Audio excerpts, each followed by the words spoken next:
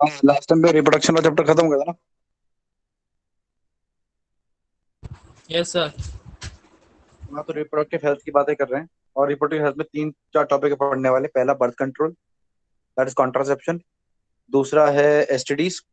और तीसरा है असिस्टेड रिप्रोडक्टिव टेक्नोलॉजी। आज पहला कंप्लीट कर रहे हैं, द बर्थ कंट्रोल। अब कॉन्ट्रासेप्शन की बात कर रहे हैं। देखो, सिंपल सा टर्म होता है कंसेप्शन। कंसेप्शन मतलब प्रेगनेंसी, कंसीव करना मतलब फीमेल इज कंसीव करना मतलब शी इज प्रेग्नेंट, मतलब कि फर्टिलाइजेशन हुआ, इम्प्लांटेशन हुआ, तो इम्प्लांटेशन इज कंसेप्शन। और कंसेप्शन का अपोजिट क्या हो गया? Opposite of conception non conception या कॉन्ट्रासेप्शन। तो कॉन्ट्रासेप्शन की बात कर रहे हैं। अब कॉन्ट्रासेप्शन की जब हम बात कर रहे हैं तो बात आती है कॉन्ट्रासेप्टिव मेथड्स की। ये सब आप अपने हिसाब से मैं बोलता रहा हूँ, नोट्स बना लीजिएगा। कॉन्ट्रासेप्टिव मेथड्स को दो पार्ट्स में बांट सकते हैं। पहला नेचुरल, दूसरा आर्टिफिशियल। नेचुरल मतलब उसमें कोई भी डिवाइस, कोई भी मेथड आर्टिफिशियल यूज नहीं किया हुआ, सब कुछ नेचुरल है, वो सब नेचुरल बोलते हैं। और जब कोई आर्टिफिशियल मेथड यूज करते हैं, आर्टिफिशियल डिवाइस यूज करते हैं, तो उसको बोलते हैं आर्टिफिशियल। अब नेचुरल मेथड के अंदर दो तरीके की चीजें आती हैं, तीन आते हैं बेसिकली। पहला आता है रिदम मेथड। रिदम मेथड या इसको रिदम मेथड बोल सकते हैं, या इसको बोल सकते हैं क्या कहते हैं ये टर्म, भूल रहा हूँ मैं। Periodic abstinence. पीरियोडिक, पीरियोडिक पता है आपको? एब्स्टिनेंस, ए बी, मतलब पीरियोडिकली एब्सटेन करना। ABSTEINANCE,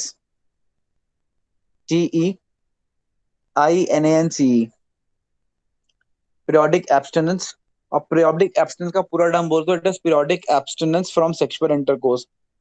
मतलब कि time to time sexual intercourse को इनहिबिट करना या उसे अवॉइड करना, दैट इज पीरियोडिक एब्सटिनेंस या रिदम मेथड। ठीक है। और दूसरा आता है coitus interruptus, COITUS, coitus. Interrupt लिख दो, इंटरप्ट लिखने के बाद US, इंटरप्टस। ठीक है, इंटरप्टस, कॉइटस इंटरप्टस। और तीसरा मेथड आता है लैक्टेशनल ए मेनोरॉइया। लैक्टेशनल, ठीक है, ए मेनोरॉइया, ए मेंसिस वाला MENNE, मैंने, और होइया, ORHOEA। मतलब ये तीन बेसिक मेथड्स हैं जो नेचुरल के अंदर आते हैं। और आर्टिफिशियल के अंदर आता है barrier methods, intra uterine devices, injectables, implants, emergency contraception, end of course induced abortion. तो ये सब आते हैं under the, end of course last में सर्जिकल मेथड्स। तो ये सारे आते हैं किसके अंदर? आर्टिफिशियल के अंदर। अब पॉइंट नंबर वन, सबसे पहली बात कि what is a good contraception. तो एक गुड कॉन्ट्रासेप्शन क्या होता है, मैं वन बाय वन सारे पॉइंट्स बता रहा हूँ, नोट कीजिएगा। पहला, it has high chances of contraception. अब हर एक कॉन्ट्रासेप्टिव मेथड होता है, हर कॉन्ट्रासेप्टिव मेथड की अच्छाइयाँ बुराइयां होती हैं। तो हम हर कॉन्ट्रासेप्टिव मेथड को इन कुछ पॉइंट्स पे जज करेंगे। जैसे पहला, it should have a high probability of contraception. इसका मतलब क्या हुआ?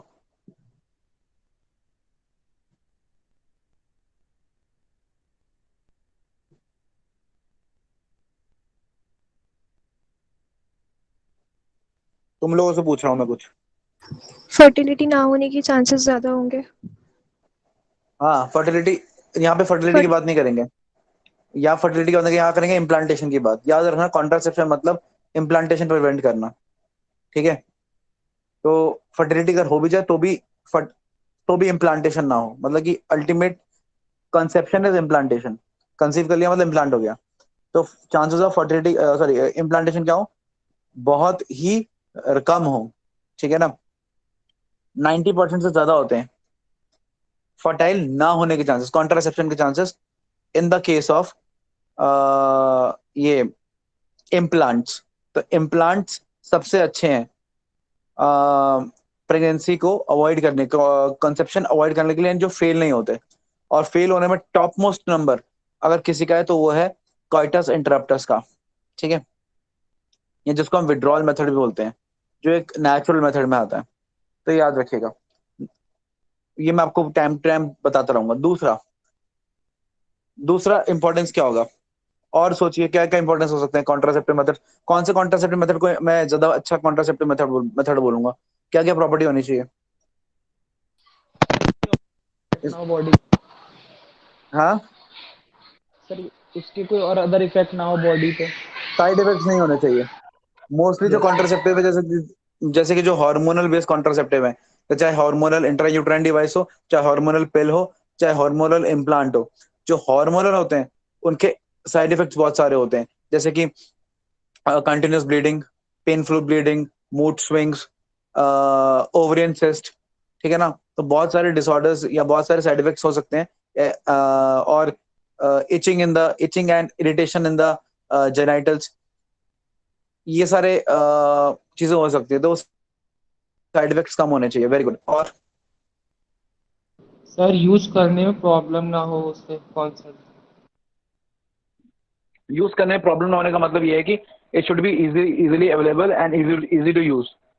ठीक है ना? ऐसा नहीं कि देखिए, हमें कॉन्ट्रासेप्शन की जरूरत क्यों है? हमें की बात कर रहा हूँ, सरकार पूरे देश को कॉन्ट्रासेप्शन की जरूरत क्यों है? कॉन्ट्रासेप्शन देश को जरूरत इसलिए क्योंकि पॉपुलेशन कम करनी है या कंट्रोल करनी है, या पॉपुलेशन को ज्यादा ग्रो करने से बचाना है। ठीक है? या ज्यादा हाई रेट से बचाना है। मैं नेक्स्ट क्लास में आपको बताऊंगा कि पॉपुलेशन कर्व हम कैसे स्टडी करते हैं, वो भी मैं आपको बताऊंगा, लेकिन वो मैंने भी आज स्लाइड डाली नहीं है। तो अभी अभी तो मैं खैर कुछ प्रेजेंट नहीं कर रहा हूँ, बट आपको भी तो बस बेसिक्स बता रहा हूँ जो आपको बस याद रखने हैं। तो सुनो ध्यान से। तो कॉन्ट्रासेप्शन की जरूरत क्यों है? बर्थ कंट्रोल करने के। बर्थ कंट्रोल क्यों करना है? क्योंकि पॉपुलेशन कंट्रोल करनी है। अब पॉपुलेशन कंट्रोल करने की जरूरत किसको ज्यादा है? जो ज्यादा पढ़े लिखे लोग हैं उनको, या जो कम पढ़े लिखे लोग हैं उनको? ऑफ कोर्स सी बात है, जो कम पढ़े लिखे लोग हैं उनको, क्योंकि जो ज्यादा पढ़े लिखे लोग हैं वो तो पहले पहले तो they are not getting married. ठीक है ना? उनकी वो तो वैसे ही लेट शादी कर रहे हैं, उनके लेट चिल्ड्रन हो रहे हैं, और वो भी लिमिटेड हो रहे हैं, और कईयों के तो नहीं भी हो रहे हैं। बड़ी मुश्किल से they are going for IVF, and infertility भी बहुत ज्यादा बढ़ गई है।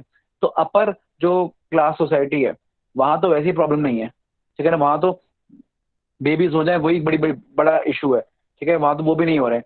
प्रॉब्लम अनपढ़ और कम एजुकेटेड और गरीब और कुछ साइकोलॉजिकली स्टूपिड लोगों की है। ठीक है ना? तो जिनकी वजह से पॉपुलेशन बहुत बढ़ रही है। अब कॉन्टेक्स्ट ये आता है, खैर, अब कॉन्टेक्स्ट ये आता है कि पॉपुलेशन कंट्रोल करनी है या चीजें करनी है, तो contraceptive method easy to use होना चाहिए, क्योंकि जो ज्यादा पढ़ा लिखा नहीं है, कौन सी बात है, वो इजीएस्ट वो कॉम्प्लिकेटेड मेथड समझ में नहीं पाएगा, उसे समझाना मुश्किल हो जाएगा। तो इजी टू यूज होना चाहिए। That is very good. ठीक है ना? और इजी टू यूज, इतना इजी हो टू यूज कि उसके लिए किसी और की जरूरत ना पड़े। मतलब कि फॉर एग्जाम्पल, कि कुछ कॉन्ट्रासेप्टिव मेथड जैसे हैं, जैसे कि आईयूडीज, इंट्रा यूट्राइन डिवाइसेस, है तो बहुत अच्छे, हर चीज बहुत अच्छे हैं, लेकिन उसको इम्प्लांट करने के लिए आपको डॉक्टर की जरूरत है, या एक नर्स की जरूरत है, या एक मेडिकल प्रैक्टिशनर की जरूरत है।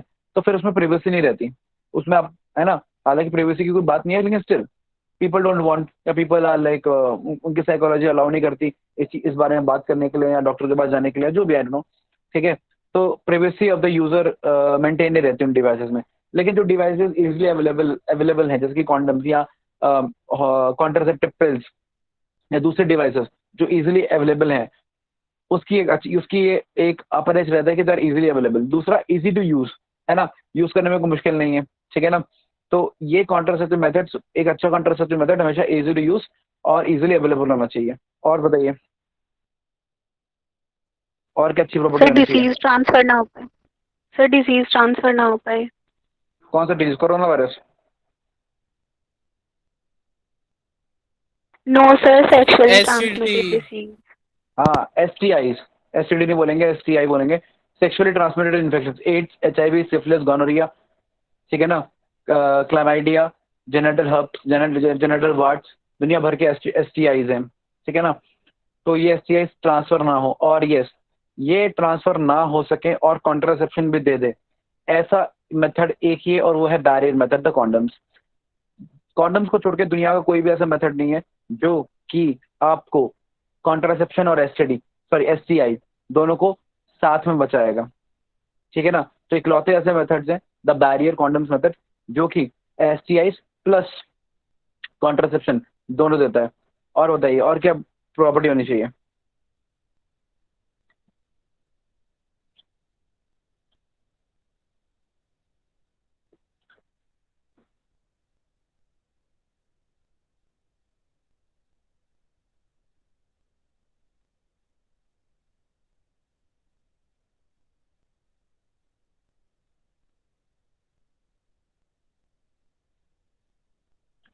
सोचो और क्या अच्छी अच्छी चीज होनी चाहिए कॉन्ट्रासेप्टिव मेथड ये। और क्या प्रॉपर्टी और कौन से क्या प्रॉपर्टी होगी कि कॉन्ट्रासेप्टिव मेथड अच्छा होगा?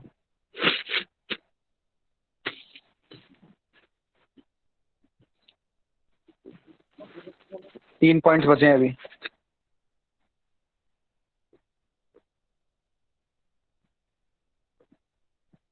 सर इसके साइड इफेक्ट्स भी कम होते हैं। साइड इफेक्ट्स बोल दिया किसी ने?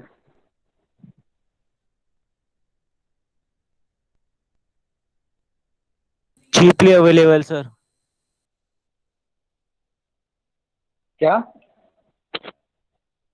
Cheaply available. चीप क्या अवेलेबल? कह रहा है सर, चीप। सस्ता? हाँ चीप होगा तो बेटर रहेगा। वो इजीली अवेलेबल के अंदर ही आया था, इजीली एंड चीपली अवेलेबल।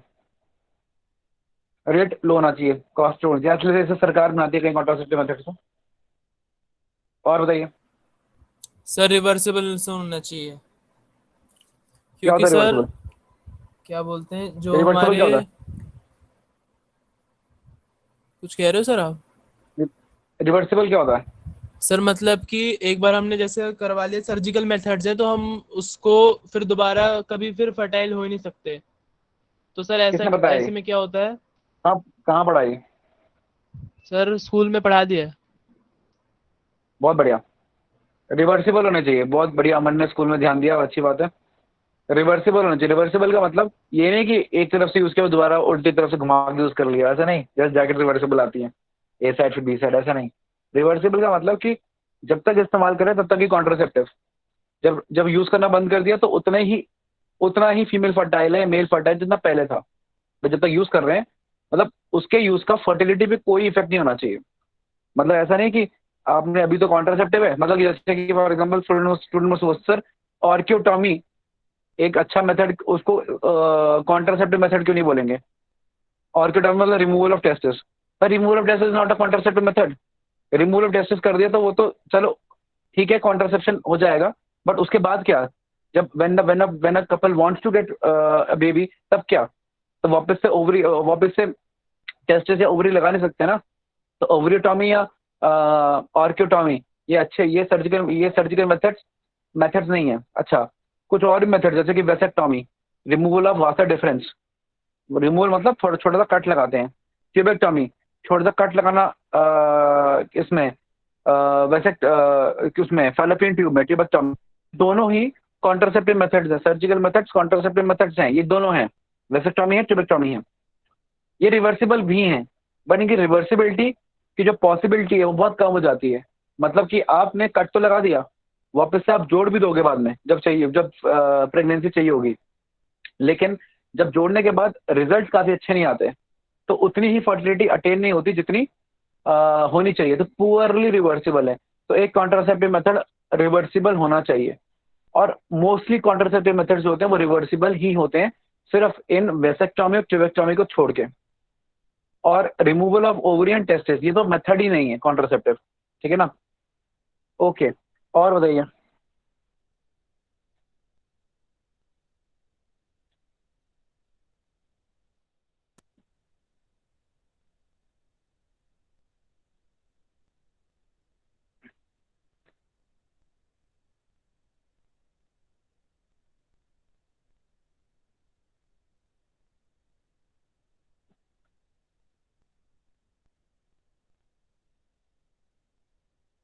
बस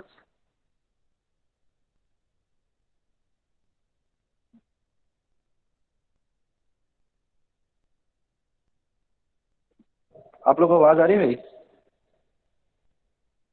यस सर। बस इतना ही ज्ञान का पिटारा, बस खत्म।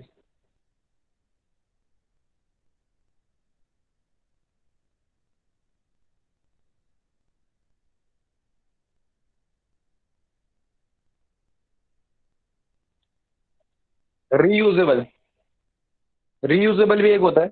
कुछ कॉन्ट्रासेप्टिव मेथड जैसे होते हैं जिन्हें हम रीयूज कर सकते हैं, मतलब एक बार यूज किया, जब काम खत्म हो गया दोबारा यूज किया, तो उस तरह के कॉन्ट्रासेप्टिव मेथड को हम बोलते हैं रीयूजेबल कॉन्ट्रासेप्टिव मेथड्स, ठीक है ना। तो रीयूजेबल बहुत ही लिमिटेड टाइप के कॉन्ट्रासेप्टिव मेथड्स होते हैं, और अगर होते हैं तो फिर वो अच्छे रहते हैं, ठीक है ना। कौन से होते हैं मैं आपको बता दूंगा। और आखिरी होता है it should not interfere with the sexual pleasure, मतलब कि सेक्सुअल प्लेजर के साथ इंटरफेयर नहीं करना चाहिए, ठीक है। अच्छा फिर एक बात बताओ, कॉन्ट्रासेप्टिव मेथड्स क्यों चाहिए अगेन?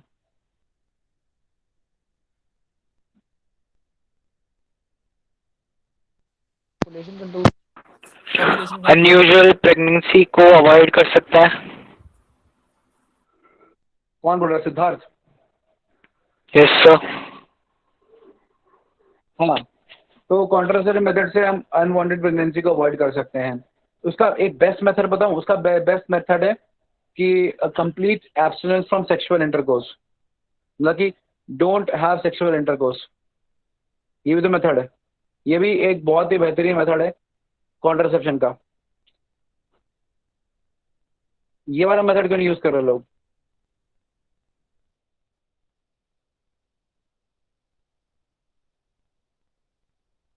स्पीशीज की कंटिन्यूएशन। क्या? सर स्पीशीज की कंटिन्यूएशन के लिए। स्पीशीज की कंटिन्यूएशन एंड कॉन्ट्रासेप्शन, ठीक है, दोनों एक ही साथ नहीं जाते, दोनों अपोजिट हैं। जिसको कॉन्ट्रासेप्शन करना है उसको स्पीशीज की कंटिन्यूएशन मेथड नहीं है, वो कंसेप्शन के लिए जाएगा। कॉन्ट्रासेप्शन से स्पीशीज कैसे बचा रहे हो भाई? पहले ये बता दो मुझे तुम।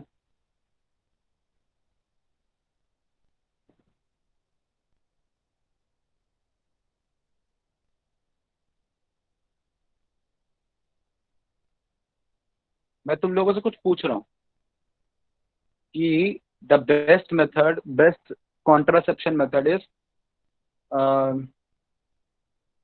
Complete abstinence from sexual intercourse, मतलब not having any sexual intercourse, ठीक है। तो जब ये मेथड अवेलेबल है तो why do we want contraceptive methods?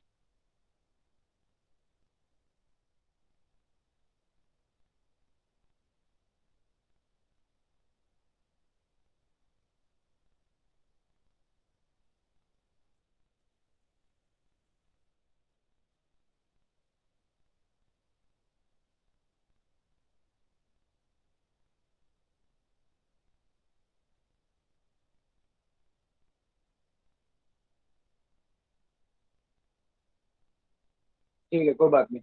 Same देखिए, सिंपल सिंपल सी बात है, ठीक है। आपको आइडिया भी होगा, बट कोई नहीं, I tell you again directly. देखो, बहुत सिंपल सा फंडा है, ठीक है ना। सिंपल सा फंडा ये है कि people want to have sexual intercourse but they don't want conception, मतलब they don't want babies but they want to have sexual intercourse. So then why would they want to have sexual intercourse? They want to have sexual intercourse for the sexual pleasure. तो but अब ऐसी बात है कि contraception का concept ही इसलिए आया है because people want to have sexual pleasure but no conception. तो ऑफकोर्स मेथड जो अब मान लो आपने एक ऐसा मेथड बना दिया which is interfering with the sexual pleasure, तो जो बेसिक पॉइंट था आप उसी से हट गए। तो ऐसा क्या बात है? मैंने एक मेथड मतलब एम ये है कि sexual pleasure should be there but there should be contraception, पर आपका कॉन्ट्रासेप्शन मेथड ही इंटरफेयर कर रहा है सेक्सुअल प्लेजर के साथ, फिर तो वो किसी काम का कॉन्ट्रासेप्टिव मेथड नहीं हुआ ना, क्योंकि बेसिक पॉइंट ही है कॉन्ट्रासेप्शन का, सारा कॉन्सेप्ट ही इसी चीज के ऊपर बेस्ड है, ठीक है ना। तो ये एक इंपॉर्टेंट, एक लास्ट लेकिन बहुत इंपॉर्टेंट पॉइंट है कि contraceptive method is a good method if it does not interfere with the sexual pleasure. खैर, अब ये सारे पॉइंट्स आप याद रखेंगे, इनमें से कोई भी ऐसा मेथड नहीं है जो इन सारे पॉइंट्स के ऊपर खरा उतरे। बट अब ऐसी बात है, किसी के कुछ पॉइंट्स अच्छे हैं, किसी के कुछ पॉइंट्स अच्छे हैं। फिर ऑफकोर्स एक कपल उस तरीके से डिसाइड करेगा कौन सा कॉन्ट्रासेप्टिव मेथड यूज करना है, डिपेंडिंग ऑन द कॉन्टेक्स्ट कि उसके लिए फेवरेबल ज्यादा कौन सा है, उसको कौन सा फेवर कर रहा है किस हिसाब से, ठीक है ना। तो that is about the contraception. अच्छा, अब मैं नेचुरल मेथड्स के बारे में बात कर रहा हूँ, क्योंकि प्रेजेंट करने के लिए इसमें कुछ भी नहीं है, थ्योरी है सारी। अब मैं इसमें क्या ही आपको बताऊं, क्या ही डायग्राम दिखाऊं। ठीक है ना। ओके, तो नेक्स्ट कॉन्सेप्ट है बहुत सिंपल सा कि हाँ, पहला मेथड रिदम या क्या कहते हैं इसको, पेरियोडिक एब्स्टिनेंस, मतलब कि time to time abstinence from sexual intercourse. इसके बारे में मैंने आपको पहले बताया है, तो कौन मुझे बताएगा इस मेथड के बारे में?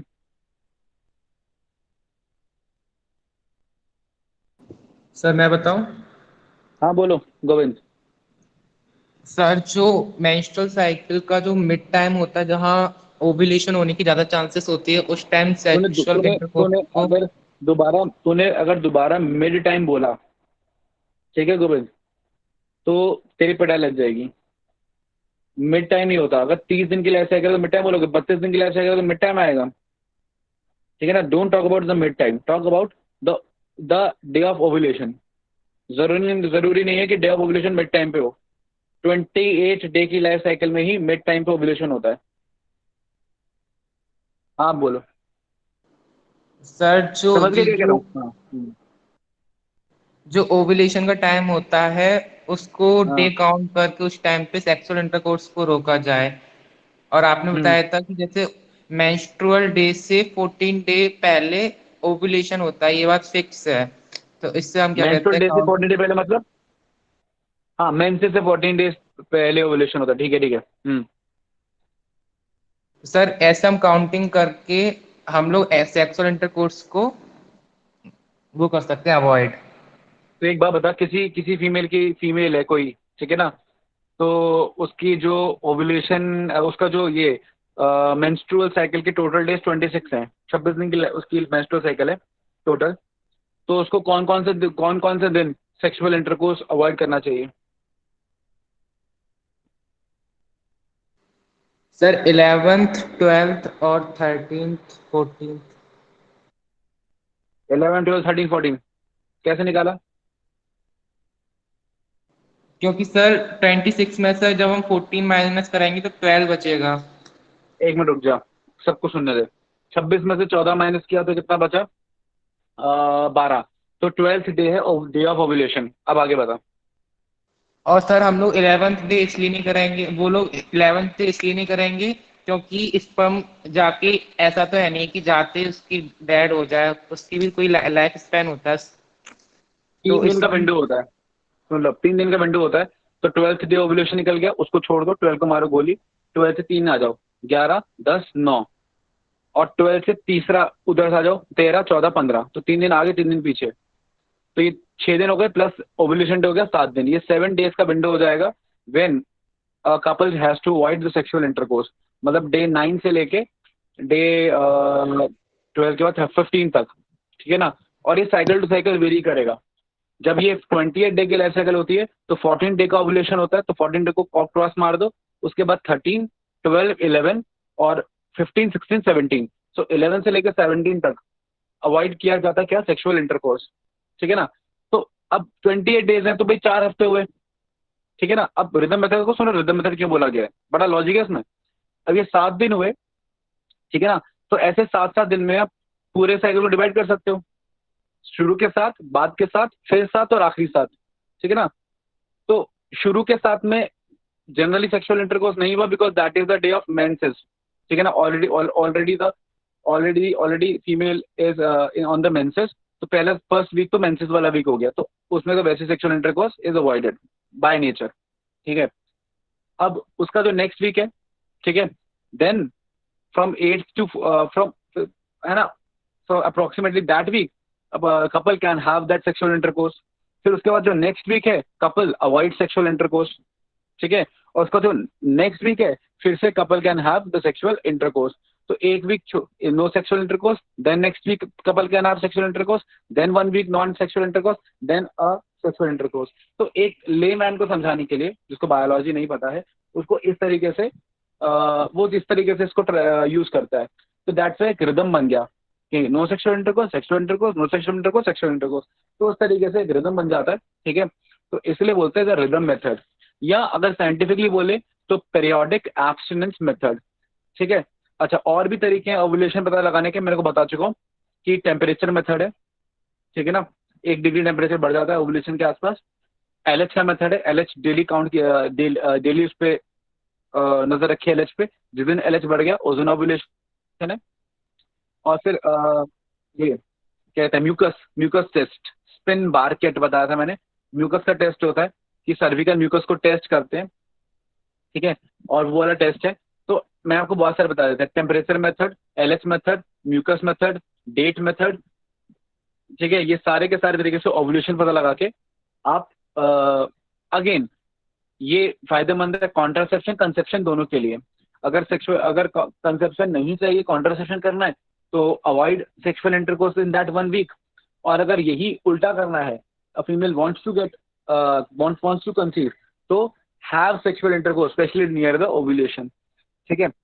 तो ये सर एक्सक्यूज हाँ मी, बोलो हानिया। सर आपने ओव्यूलेशन के बाद जो 1 वीक बोला था कि they can have sexual intercourse, उसके बाद जो दोबारा 1 वीक बोला था कि अगर कॉन्ट्रासेप्शन करना है तो they must not have sexual intercourse, तो वो किस कंटेक्स्ट में बोला था? मैंने एक जनरल कॉन्टेक्स्ट बताया था, एक लेमैन को ओव्यूलेशन समझाने के के लिए बाद बताया था। वाला नहीं, वैसे आपने किस चीज के लिए वो कहा था? वो देखो मैंने कहा कि जब एक बार ये 11 टू 28 डेज लाइफ साइकिल है, ठीक है ना, तो 11 टू 17 वाला वीक है, हाँ जब वो सर, इसके खत्म हुआ, बाद वाला, इसके बाद वाला उसके बाद वाला तो वो बताया था कि मेंसेस फेज चल रहा ठीक है। है ना। ओके, अच्छा, तो क्या बता रहा था मैं, क्या बता रहा था मैं, भूल गया।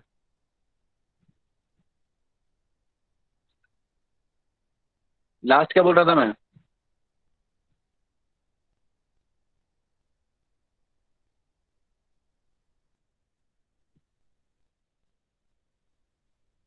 मेरी आवाज आ रही है आप लोगों को? Am I Audible?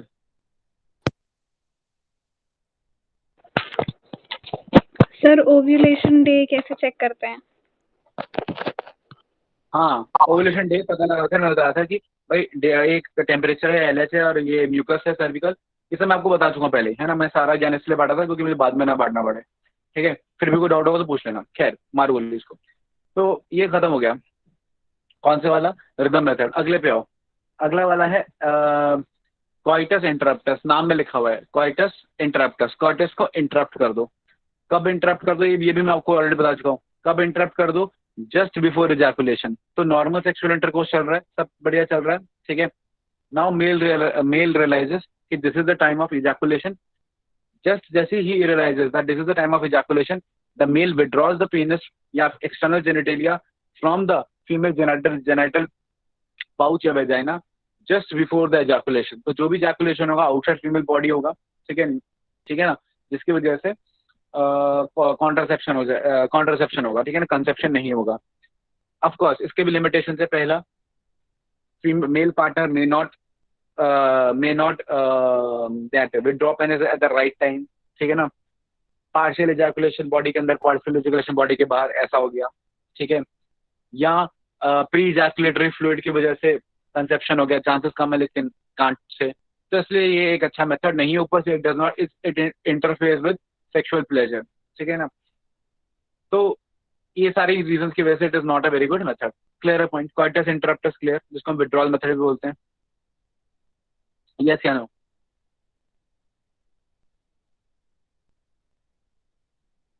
Yes yes sir. Sir. Okay, अगला वाला कौन सा है? Lactational amenorrhoea. ये भी सिंपल है, जब तक लैक्टेशन चलेगा तब तक मेंसेस चलेगा। जब तक मैं सॉरी जब तक हाँ जब तक लैक्टेशन चलेगा इंटेंस, तब तक मेंस्ट्रुअल साइकिल नहीं चलेगा।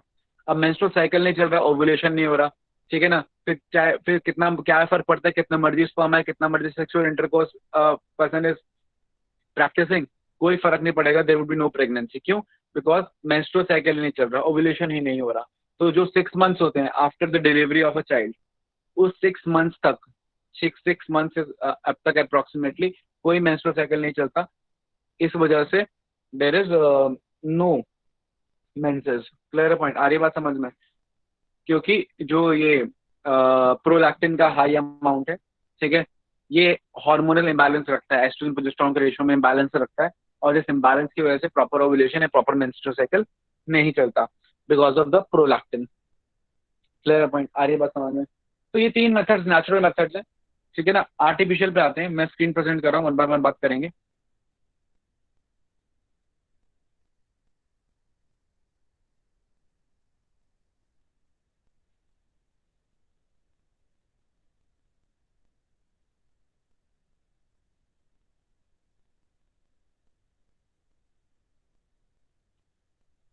ना आर्टिफिशियल मेथड्स यहाँ बैरियर मेथड्स के ऊपर आ रहे हैं, ठीक है ना।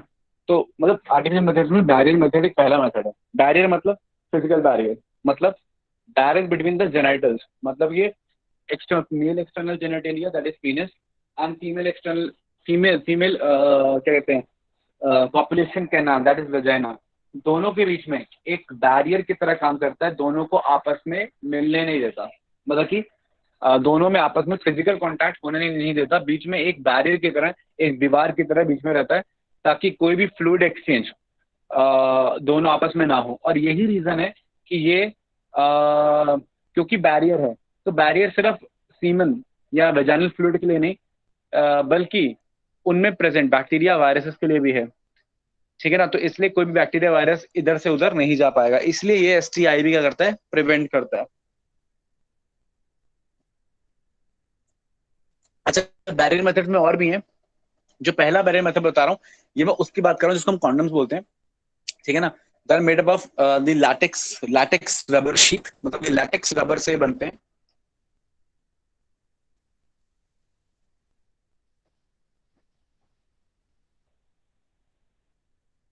और दोनों के लिए अवेलेबल है, मेल्स एंड फीमेल्स। मेल में इसको जनरली बस मेल कॉन्डम्स बोलते हैं, और फीमेल में they are known as femidoms, FEMIDOM, ठीक है ना। तो मेल में it is generally known as the male condoms and female में it is known as the femidoms. Clear है पॉइंट। अब मैं आपको एक दो चीजें बता रहा हूँ, ध्यान से समझिएगा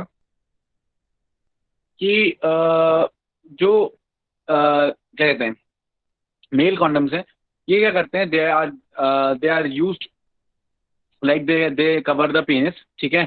और during the sexual intercourse the male partner uses the male condom and any ejaculation occurs inside this pouch known as condom. तो कोई भी इजैकुलेशन फीमेल बॉडी के अंदर नहीं होता, जिसकी वजह से फर्टिलिटी के चांसेस ही नहीं है।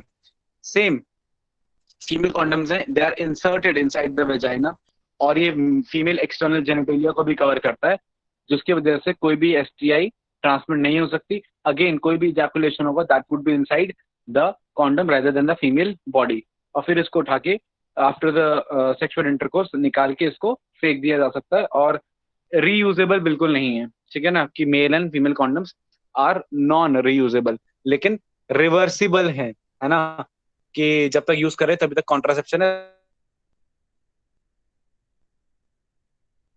के बाद चीजें वैसी की वैसी हो जाएंगे, फर्टिलिटी वैसी की वैसी।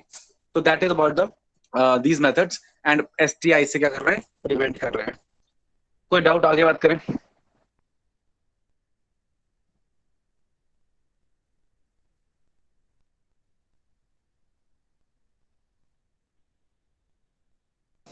सर बोलो बोलो। सर मेरे को ये डाउट था, अगर मेल कॉन्डम यूज करेगा तो सर जब जिस टाइम एजैकुलेशन होगा तो स्पर्म क्या कहते हैं उसके यूरिथ्रा में रह जाएगा, तो इससे प्रॉब्लम नहीं होगी इससे सर?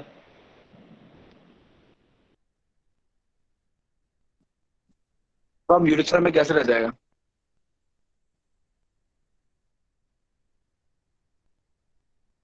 बिकॉज सर बाहर से तो बैरियर लगा है ना एजैकुलेशन होने के लिए। बहुत बढ़िया। एक बात बताओ गोविंद, एक बात बताओ यस गोविंद। सर। यस हाँ एक सर। बात बताओ, हाँ एक बात बताओ, लेट्स से तुम किसी वीराने आइलैंड के ऊपर हो, या छोड़ो आइलैंड की बात छोड़ दो, मैं तुम्हें डायरेक्टली बताता हूँ। देर इज अ स्पेस, इतना स्पेस इसके यूज में रहता है कि जो इजैकुलेशन होता है उसके अंदर होता है। ये ऐसे है जैसे कि you can say it is like diapers for kids. जब किड डायपर यूज करता है तो यूरिन तो बाहर ही आता है ना बेटा, यूरिथ्रा या ब्लैडर में थोड़ा रह जाता है। Yes sir. आ रही बात समझ में? Yes sir. What the concept? तो इसमें इजाकुलेट बाहर आता है, वो यूरिथ्रा के अंदर नहीं रहता है। Any other doubt?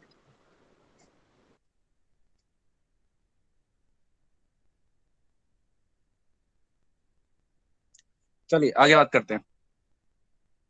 तो यहाँ पे खत्म हो गया ये पार्ट, आगे बात करते हैं। नेक्स्ट डायफ्राम की बात आ रही है, इसमें ये भी बैरियर मेथड में आ रहे हैं। The diaphragm, cervical and cervical vaults. अब सुनिए, ध्यान से सुनिएगा। एक है डायफ्राम, एक है सर्विकल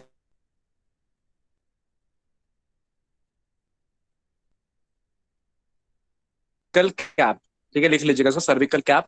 और एक है वेजाइनल वॉल्ट, VAULT वॉल्ट। अब ये होते हैं सेम, जैसे डायफ्राम की स्ट्रक्चर दिख रहा है ऐसे ही रहते हैं, बस साइज में और इंसर्शन में फर्क रहता है। जैसे diaphragm deep inside the vagina fit किया जाता है, जैसे कि आप उसको देख रहे हैं, और सर्विकल कैप और सर्विक्स के माउथ पे फिट किया जाता है। सर ठीक है आपकी ना? स्क्रीन और नहीं शो हो वेजाइनल रही। वॉल्ट वेजाइना के अंदर फिट किया जाता है। मेरी सर स्क्रीन शो नहीं हो रही, स्क्रीन बहुत बढ़िया। एक मिनट अभी शो हो जाएगी।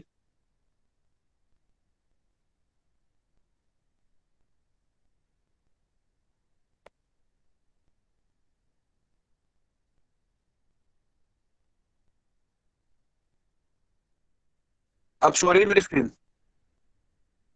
Yes sir. हाँ। अब सुनो, तो जैसे कि आप ये स्ट्रक्चर देख रहे हो डायफ्राम का, ऐसे सर्विकल वॉल्ट और सर्विकल कैप होते हैं सेम ऐसे स्ट्रक्चर के, बस इंसर्शन में फर्क है। Cervical cap sir voice break हो सर्विक्स के रही है। माउथ पे फिट होता है। वेजाइनल वॉइस वॉल्ट ब्रेक हो रही है। फॉर और डायफ्राम, कोई बात नहीं, क्लियर हो जाएगी थोड़ी देर में। अब क्लियर है? Yes sir. हाँ। तो सर्विकल कैप सर्विक्स में इम्प्लांट होता है, और सर्विक्स में शुरुआत में ही। और वेजाइनल वॉल्ट डीप इनसाइड, मतलब कि सर्विक्स और वेजाइना के बीच में। और डायफ्राम वो भी deep inside the vagina he use होता है। ठीक है ना? और ये मतलब कि तीनों ही डिवाइसेस सिमिलर सिमिलर ही हैं, ज्यादा इनमें फर्क नहीं है। तीनों को जनरली हम यूज करते हैं विद स्पर्मिसाइडल जेलीज, क्रीम या फोम। देखिए, पहले आप स्पर्मिसाइडल समझिए। कुछ ऐसी चीजें आती है जो स्पर्मिसाइडल होती है, जैसे स्पर्मिसाइडल फोम। ये फोम कनेक्ट कर, स्पर्मिसाइडल मतलब स्पर्म को किल करने वाली, इसे वेजाइना में इंसर्ट करके किया जाता है और फोम जनरेट किया जाता है। तो ये जो फोम है ये स्पर्म को किल कर देगा। ठीक है ना? स्पर्मिसाइडल फिल्म, ये भी उसी तरीके से रहता है, ये इंसर्टेड इन द वेजाइना, और ये स्पर्मिसाइडल होता है। स्पर्मिसाइडल टैबलेट्स, ये टैबलेट्स हैं लेकिन वेजाइनल टैबलेट्स है, ये वेजाइना के अंदर इंसर्ट की जाती हैं, अगेन स्पर्मिसाइडल होती है। ठीक है ना? तो ऐसे बहुत सारे स्पर्मिसाइडल जेली, स्पर्मिसाइडल क्रीम। ठीक है ना? तो ऐसे बहुत सारी चीजें आती है जो स्पर्मिसाइडल है। इसमें स्पर्मिसाइडल जेलीज या स्पर्मिसाइडल क्रीम्स, ये दो चीजें हम यूज करते हैं अलोंग विथ दिस मेथड, ताकि इंक्रीज कर सके कॉन्ट्रासेप्शन का चांसेस, है ना? तो सर इसको भर दिया। हाँ, एक मिनट रुक जाओ, इसको स्पर्मिसाइडल जेली या क्रीम से भर दिया। ठीक है ना? उसके बाद थोड़ा थोड़ा करके स्पर्मिसाइडल जेलीज जो है ये बाहर आती रहेंगी। एंड ऑफ कोर्स, अगर स्पर्म रिलीज भी होता है, पहले तो क्योंकि ये बीच में बैरियर है, तो स्पर्म यहाँ से लेकर यहाँ तक ट्रांसफर नहीं हो पाएगा। फिर भी अगर मूव करना चाहेगा तो स्पर्मिसाइडल जेली या क्रीम उसको क्या कर देंगी, किल कर देंगी। तो ये मेथड आई सपोज आपको क्लियर है, कोई डाउट तो बताइए।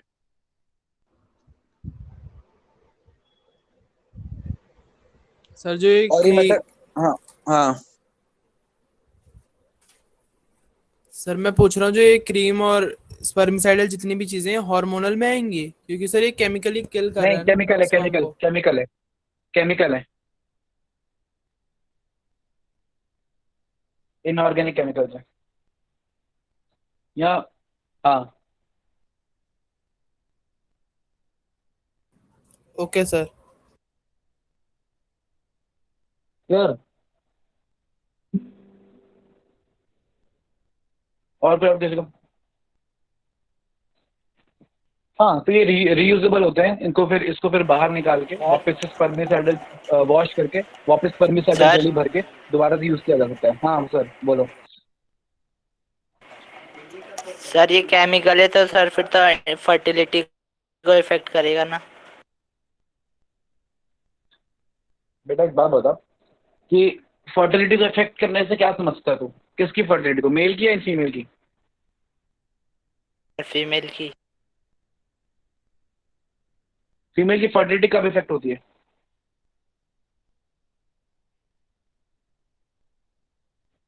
कैसे इफेक्ट करेगा फर्टिलिटी को, ये बता दे। ये स्पर्मिसाइडल केमिकल है जो वेजाइनल रीजन में रहेगा, ठीक है। जब स्पर्म वेजाइनल होंगे तब तक किल करेगा, ऑफ कोर्स वही हम चाहते हैं।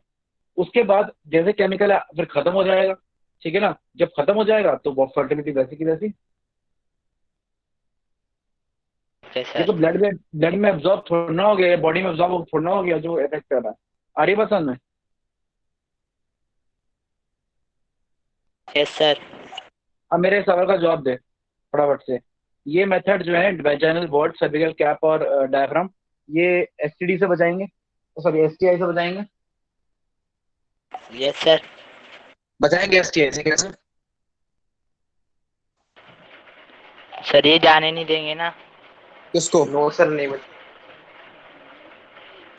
भाई सर, पीनिस तो बजाने के कांटेक्ट में आ गया ना, स्पर्म नहीं जा पा रहा। लेकिन यस सर। वो तो कांटेक्ट में आ गया ना, तो कुछ भी ट्रांसमिट हो सकता है ना, तो ये एसटीआई से प्रिवेंट नहीं करते। तो बैरियर मेथड में इकलौते ओके। कॉन्डम्स ये हैं जो एसटीआई से प्रिवेंट करेंगे। क्लियर है पॉइंट?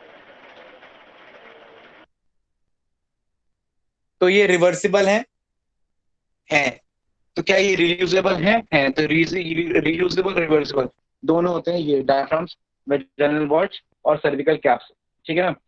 ये डायग्राम है, ये दिखा रखा है कि किस तरीके से इसको इजीली इंसर्ट किया जा सकता है। ये सर्विकल कैप की बात हो रही है, ठीक है ना। That is about the cervical cap. और इधर जो दिखा रखा था ये डायफ्राम दिखा रखा था। स्क्रीन प्रेजेंट हो रही है? Yes sir. सर एक डाउट है। Yes sir. डाउट पूछो, सर डाउट पूछो, मेरे डाउट को ये पूछो। समझने नहीं आ रहा है, सर्वाइकल कैप और डायफ्राम बैरियर मेथड में यूज हो गए, इंटर यूट्राइन डिवाइसेस में कहेंगे? क्योंकि सर ये बैरियर की तरह भी काम कर रही है और इंट्रा यूट्राइन डिवाइसेस की भी तरह काम कर रही है। पहले बेटा एक बात बता, इंट्रा यूट्राइन डिवाइस कहाँ इंट्रोड्यूस होगा? अच्छा अच्छा सर, वो यूट्राइन। Okay sir, okay. एक बार मुझसे सवाल करने से पहले खुद से भी सवाल कर लिया अगर। ये क्लियर है? ओके, आगे बात करते हैं। सर अगर सर्विकल इन्हें ये स्पर्मिसाइड के साथ नहीं यूज किया जाए तो कॉन्ट्रासेप्शन के चांसेस कम हो सकते हैं ना? हाँ, वो बढ़ाने के लिए है, ठीक है ना। बिना उसके भी काम करेगा, लेकिन फिर प्रोबेबिलिटी थोड़ी सी बढ़ जाएगी कंसेप्शन की, ठीक है आनिया। Yes sir.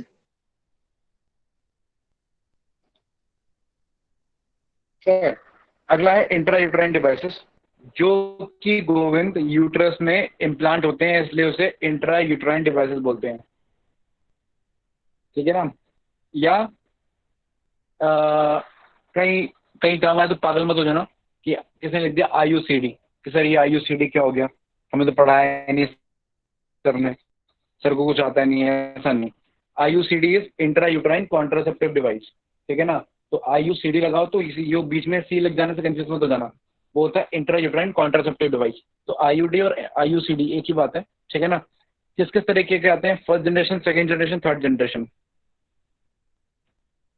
पहला फर्स्ट जनरेशन में क्या है?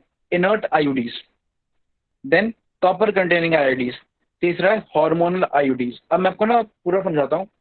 सबसे पहले ना आप ये समझो कि इनर्ट आईयूडी क्या है। देखो हमने क्या ऑब्जर्व किया कि यूट्रस में कुछ भी इम्प्लांट कर दो, ठीक है ना। तो वो जो स्ट्रक्चर होता है ना डिवाइस, वो यूट्रस को प्रॉपरली फंक्शन नहीं करने देता, ठीक है ना। जैसे आप क्या इम्प्लांट कर सकते हो, जो इम्प्लांट हो रहा है उसकी शेप के ऊपर उसका नाम होते हैं कि भाई वो लूप की फॉर्म में हो सकता है, रिंग की फॉर्म में हो सकता है, 7 की फॉर्म में हो सकता है, टी की फॉर्म में हो सकता है, ठीक है ना। तो जैसे कॉपर टी है तो उसमें टी क्या है? टी शेप है ना। लिपेस लूप है तो उसमें लूप क्या है? उसकी शेप है। वेजाइनल रिंग है तो रिंग क्या है, उसकी शेप है, तो रिंग टी है ना, लूप की फॉर्म में हो सकते हैं। खैर, तो पहला आ रहा है इनर्ट आईयूडी। इनर्ट आईयूडी का मतलब उसमें ना तो कोई हार्मोन यूज किया, ना कोई केमिकल यूज किया, वो कुछ भी रिलीज नहीं कर रहा, बस इंट्रोड्यूस कर दिया। अब ये लोग कैसे काम करते हैं, जैसे ही आप इनको इंट्रोड्यूस करते हैं, हम क्या ऑब्जर्व करते हैं कि यूट्रस का जो एंडोमेट्रियम है वो प्रॉपरली नहीं बन पा रहा है, ठीक है ना, जिसकी वजह से इम्प्लांटेशन नहीं हो पा रहा। दूसरा हम क्या ऑब्जर्व करते हैं, यूट्रस में इम्प्लांट कर देने की वजह से यूट्रस काफी फैगोसाइटिक हो जाती है, ठीक है ना, स्पर्म के लिए। मतलब एक हॉस्टाइल एनवायरनमेंट क्रिएट हो जाता है स्पर्म के लिए, मतलब स्पर्म के लिए हॉस्टाइल हो जाता है यूट्रस। तीसरा या वेजाइनल ट्रैक्ट बोल सकते हैं। और तीसरा, uterus is not good for implantation. चौथा, जो मोटिलिटी है फैलोपियन ट्यूब की वो बहुत ही ज्यादा कह सकते हैं क्विक मोटिलिटी हो जाती है, ठीक है ना, मोटिलिटी बहुत ज्यादा तेज हो जाती है। अब क्विक मोटिलिटी से क्या मतलब है, क्या होगा क्विक मोटिलिटी से? क्विक मोटिलिटी से ये होगा कि अभी यूट्रस मतलब कि डेवलप हुआ, एंडोमेट्रियम डेवलप हुआ, और जब वो उसका डिग्रेड होने का टाइम, मतलब कि अभी वो पूरा डेवलप ही नहीं हुआ और जो जाइगोट है वो फर्टिलाइज होकर वो आ भी गया।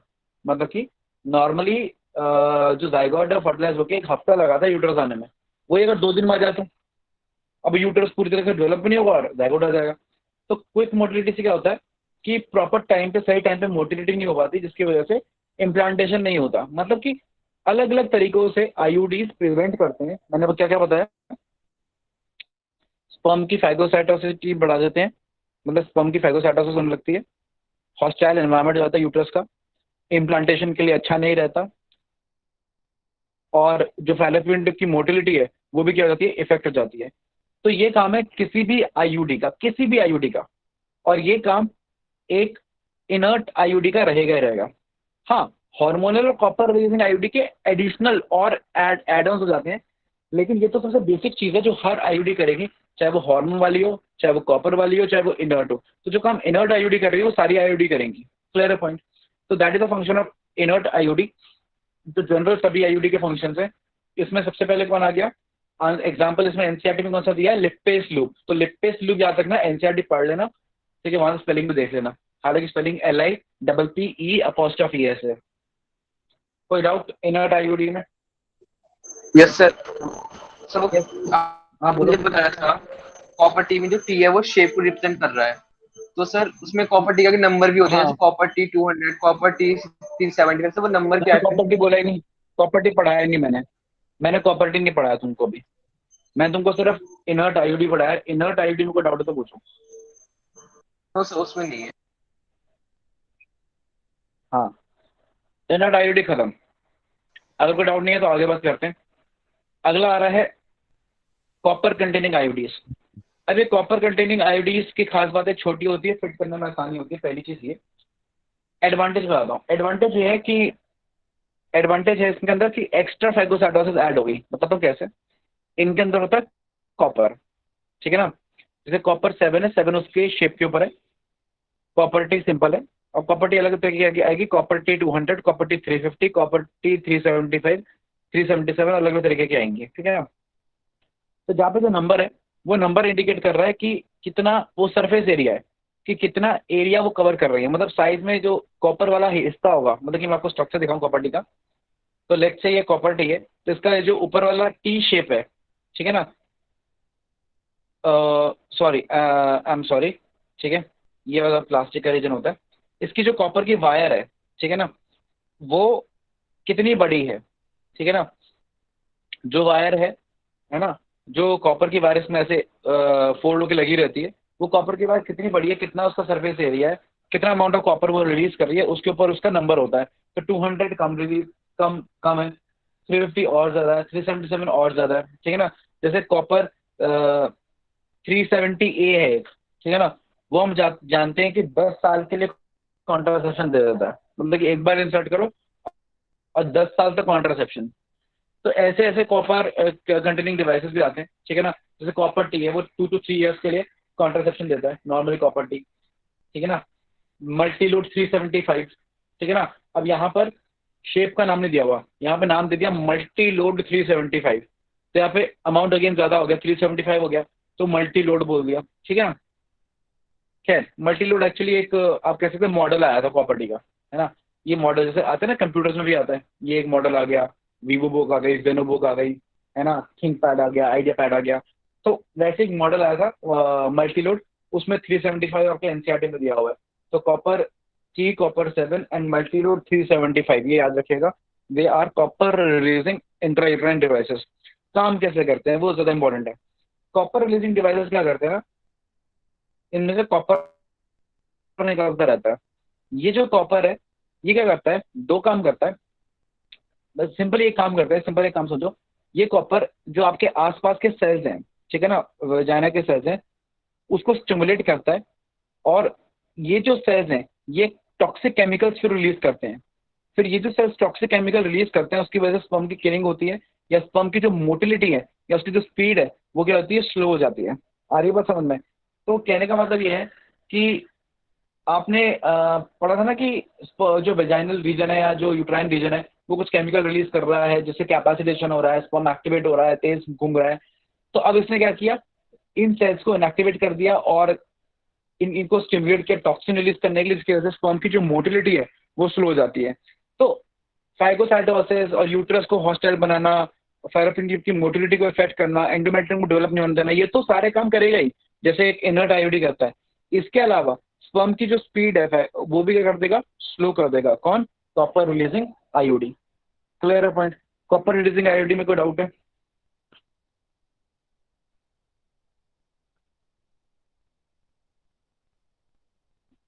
किसी को हाँ या ना?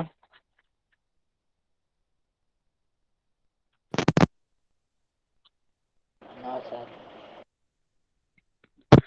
ओके, आखिरी है हार्मोन रिलीजिंग आईयूडी। अब देखिए हार्मोन रिलीजिंग आईयूडी क्या है, ध्यान से समझिएगा। मेंस्ट्रुअल साइकिल के अंदर एस्ट्रोजन और प्रोजेस्टेरॉन का एक पर्टिकुलर रेशियो एक पर्टिकुलर टाइम पे जब होता है तभी फर्टिलाइजेशन होता है। अगर ये रेशियो सही टाइम पे नहीं होगा तो एंडोमेट्रियम प्रॉपर्ली नहीं बनेगी, या ओव्यूलेशन प्रॉपर्ली नहीं होगा, या फेलोपियन की मोटिलिटी सही से नहीं रहेगी, या यूट्राइन फाइगोसाइटोसिस हो जाएगा। क्या क्या मैंने बोला, पहला गलत टाइम पे होगा तो ओव्यूलेशन प्रॉपर नहीं होगा, पहला एन ओव्यूलेशन। दूसरा, मान लो ओव्यूलेशन हो भी रहा है तो एंडोमेट्रियम थिक नहीं बनेगी, थिन बनेगी। नॉर्मल बन भी गई तो यूट्राइन फाइगोसाइटोसिस हो रहा है, फाइगोसाइटिक मतलब uterine would be non hostile for sperms, ठीक है।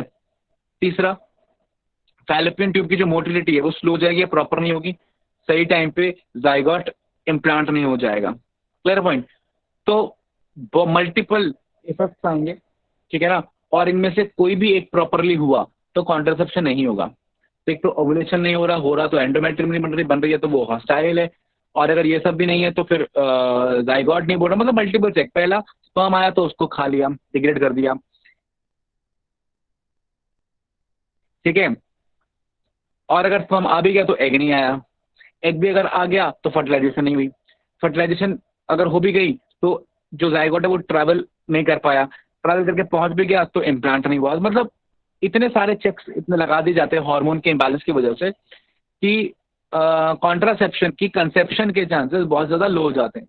तो ये हार्मोन कर सकते हैं, प्रोजेस्टेरॉन और एस्ट्रोजन का कॉम्बिनेशन कर सकता है।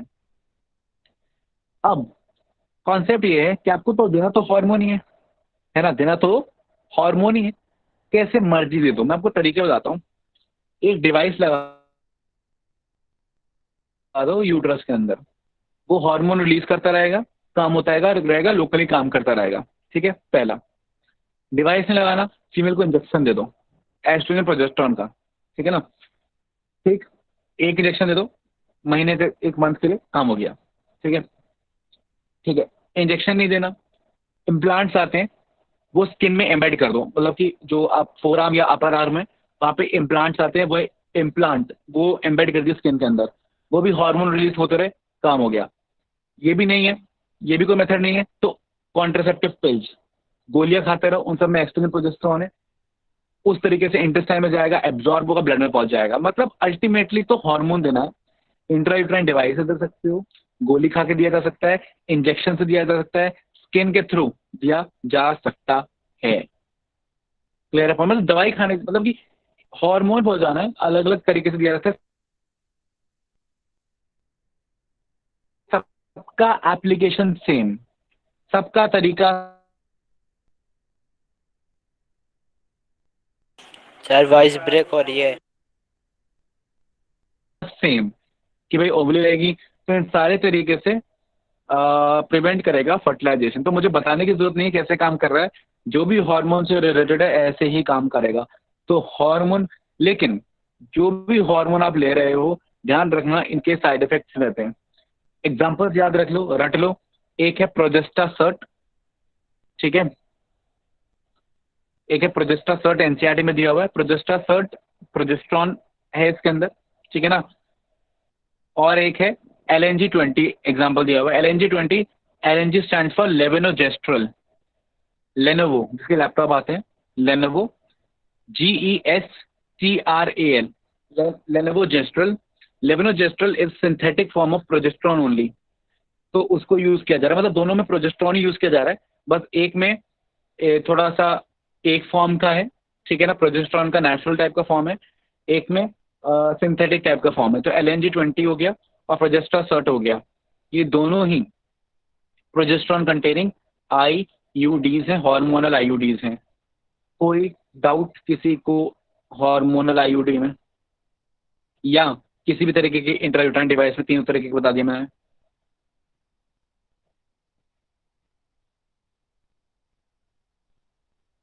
हाँ कि ना? सर बोलिए। सर जो कॉपर कंटेनिंग में आपने बताया कि जैसे कुछ उनके पर्टिकुलर टाइम स्पैन होता है 2 इयर्स या 10 इयर्स के लिए, तो सर अगर उससे पहले उनको बाहर निकाल सकते हैं? हाँ रिवर्सिबल है, ठीक है, क्यों नहीं निकाल सकते? जैसे इंसर्ट किया निकाल लो, ठीक है, डिवाइस है। जैसे मेडिकल प्रैक्टिशनर इंसर्ट करेगा वैसे मेडिकल प्रैक्टिशनर उसको बाहर नहीं निकाल लेगा। तो ऐसा फिक्स नहीं है कि यहाँ किसी ने 10 साल के लिए कॉन्ट्रासेप्टिव मेथड यूज किया तो उसको 3 साल बाद बंद किया कि हाँ now we should have a baby, तो फिर वो 10 साल के लिए और 7 साल के लिए वेट करेंगे, ऐसा नहीं है। Any other doubt?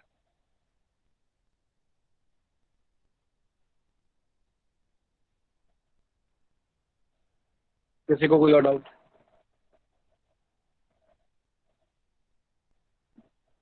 चलो एक बड़ी इंटरेस्टिंग बात बताता हूँ, ठीक है ना, बड़ी बारीक बात है, एनसीईआरटी में भी लिखी है या शायद नहीं लिखी, मैंने मुझे एक बार डायरेक्ट बहुत डीप पढ़ना पड़ेगा, बट एक इंटरेस्टिंग बात है।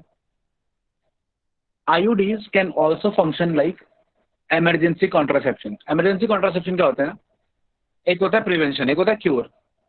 प्रिवेंशन होता है बिफोर सेक्सुअल इंटरकोर्स जो आप कर रहे हो। क्योर क्या है, sexual intercourse has been taken place और कोई कॉन्ट्रासेप्टिव मेथड यूज नहीं किया, कोई बैरियर यूज नहीं किया, कोई डिवाइस यूज नहीं किया, कुछ यूज नहीं किया, ठीक है ना। तो अब क्योर की फॉर्म में यूज करना है तो उसमें आता है इमरजेंसी कॉन्ट्रासेप्शन। ये इमरजेंसी कॉन्ट्रासेप्शन 72 आवर्स के बीच में करना होता है, क्योंकि 3 दिन का हमारे पास विंडो पीरियड होता है, ठीक है ना। 3 दिन के अंदर फर्टिलाइजेशन पता ही आपको हो जाता है और होने के चांसेस ज्यादा होते हैं, ठीक है ना। तो 72 आवर्स का विंडो पीरियड होता है फॉर द इमरजेंसी कॉन्ट्रासेप्शन। अब एक IUD अगर इंसर्ट की जाती है with in 72 hours of unprotected sexual intercourse, दोबारा सुन लीजिए, अगर एक इंट्रा यूट्राइन डिवाइस इंसर्ट किया जाता है with in 72 hours of sexual intercourse, तो वो भी एज क्या कहते हैं, वो भी एज अ इमरजेंसी कॉन्ट्रासेप्शन काम करता है। क्लियर है पॉइंट? आ रही है बात समझ में? तो it can also act as an emergency contraception if inserted with in 72 hours of unprotected sexual intercourse. आप किसी को कोई डाउट?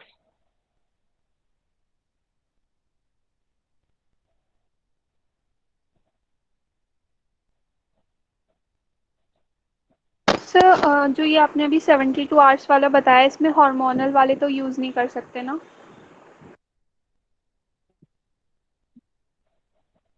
कोई सा भी यूज कर सकते हैं,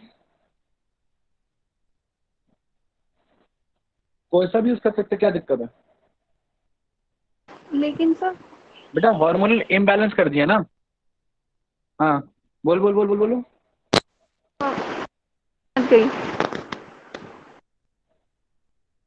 बोल गरिमा, क्या डाउट है?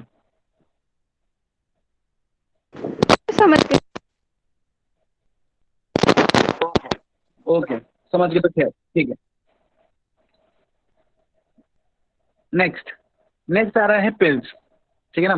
पिल्स की बात करते हैं, कॉन्ट्रासेप्टिव पिल्स की, ठीक है ना। अब मैंने इसमें ज़्यादा रिटर्न का ही है, ज़्यादा थ्योरेटिकल चीज़ें सुन लीजिए, सुन के अपने लिख के नोट्स बना लीजिएगा, ठीक है ना।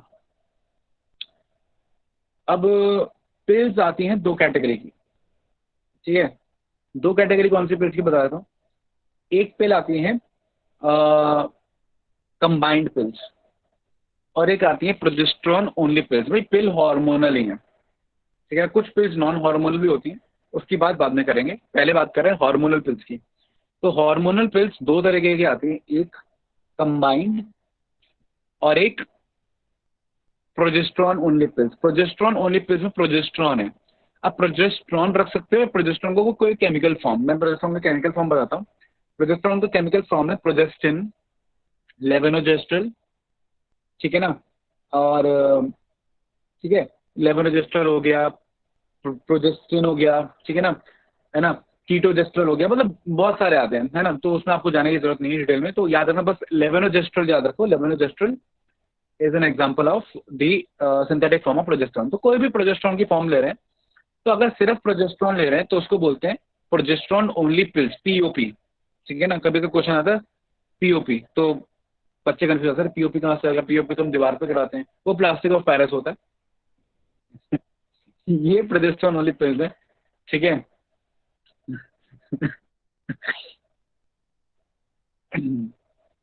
सॉरी, खैर तो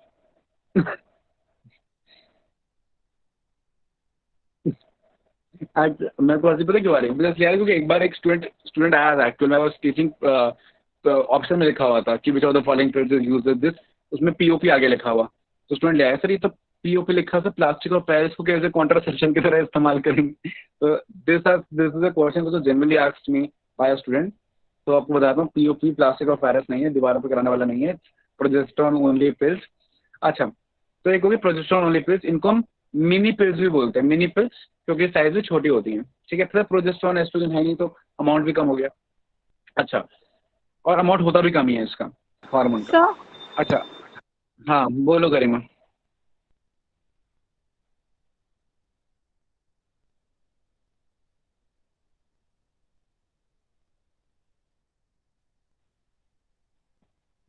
तेरी आवाज नहीं आ रही बेटा, तू सर बोल के रुक गई।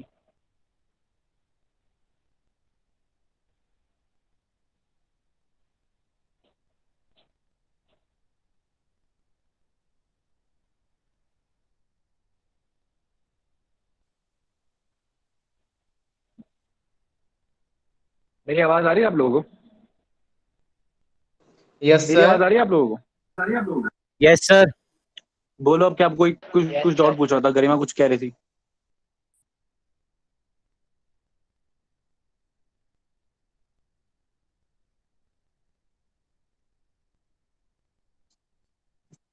कहाँ भाग गई लड़की?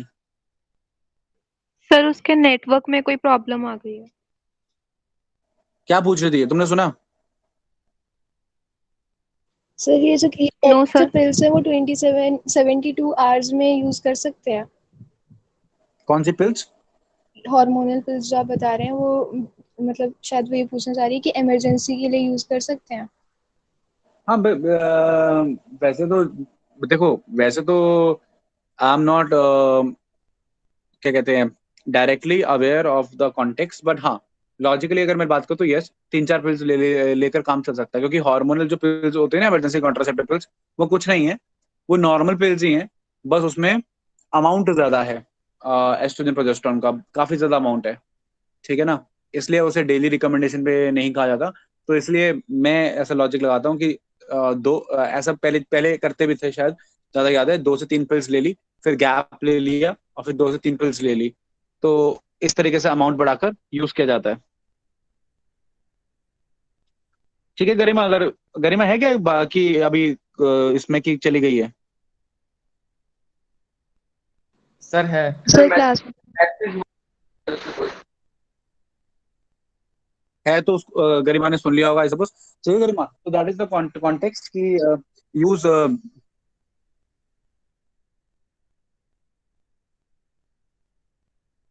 कर सकते हैं कॉन्ट्रासेप्शन में, इमरजेंसी कॉन्ट्रासेप्शन में, लेकिन अमाउंट बढ़ा देंगे। लेकिन वही है कि ये साइड इफेक्ट कॉज कर सकता है, तो बेटर रहता है कि जो पिल आती है कॉन्ट्रासेप्टिव की वो भी लॉजिकली कुछ नहीं है, वो यही है एस्ट्रोजन प्रोजेस्टेरॉन पिल्स ही है, बस अमाउंट ज्यादा है।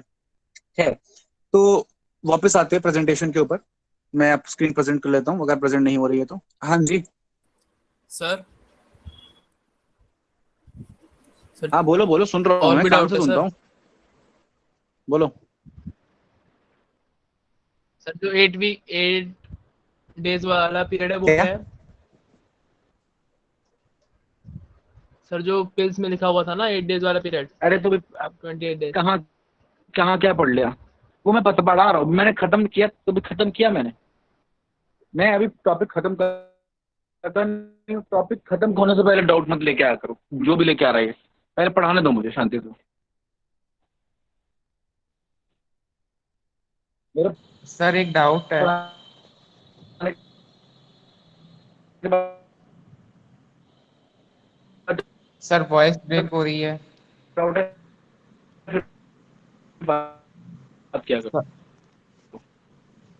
सर वॉइस ब्रेक हो रही है।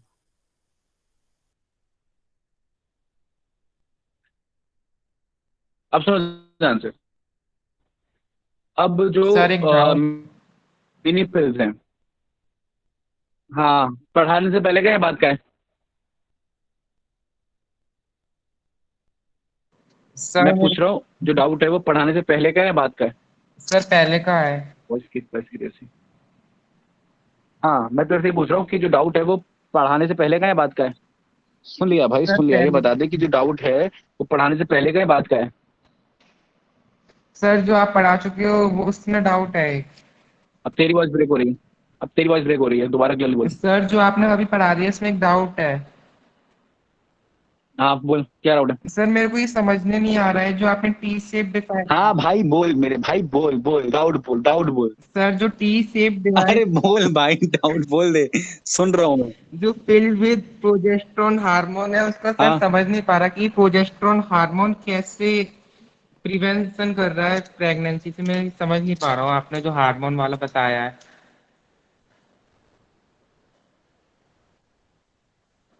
तू मुझे पहले गोविंद एक बात बता दे। बताइए सर। ठीक है, यस सर। आवाज आ रही है गोविंद? हाँ मैं तुझे बताता हूँ, सुनिए मेरी बात ध्यान से, और ये सारे सुन लो। हालांकि मुझे ये पसंद नहीं है एक्सप्लेनेशन, मैं चाहता हूँ कि ये दिमाग तुम खुद लगाओ, लेकिन तुमने लगाना है नहीं, तुमने सोचना ही नहीं है शांति से बैठ के। ठीक है, अब तुमको मैं बताता हूँ। और ये कई लोग तुम्हें आंसर नहीं दे पाएंगे एग्जैक्टली क्या चल रहा है। ठीक है, चाहे किसी एक्सपर्ट टीचर से पूछ लेना जाके तुम। अब सुनो ध्यान से। मान लो फॉलिकुलर फेस में ई बाय पी रेशो क्या होता है फॉलिकुलर फेस में? सर फॉलिकुलर फेस में ई पी रेस मतलब ईस्ट्रोजन ज्यादा होता है तो 1 से ज्यादा होगा ना। हाँ, ई बाय पी रेशो काफी ज्यादा हाई होगा। ठीक है, आ रही बात समझ में? Yes sir. अब तूने जो पिल्स होती है उसमें प्रोजेस्टेरॉन ज्यादा होता है, एस्ट्रोजन कम होता है। क्या कह रहे सर? जो पिल्स होती हैं उसमें जनरली प्रोजेस्टेरॉन ज्यादा और एस्ट्रोजन कम होता है। Yes sir.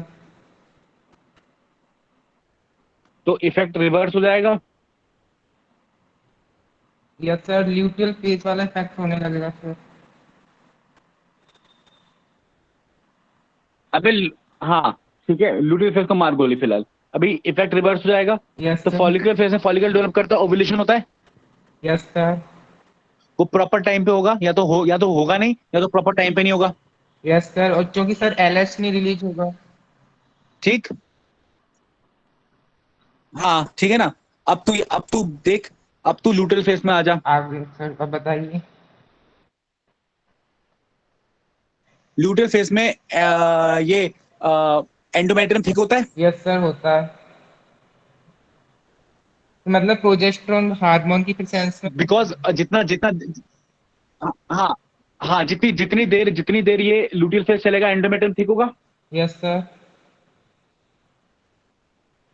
अब तूने बाहर से हार्मोन दे दिए तो E/P रेशो कम था, और जब ये रेशियो मान लो कि जब ये एस्ट्रोजन बढ़ता है और प्रोजेस्टेरोन बढ़ता है तभी लूटल फेज खत्म हो जाता है। यही होता है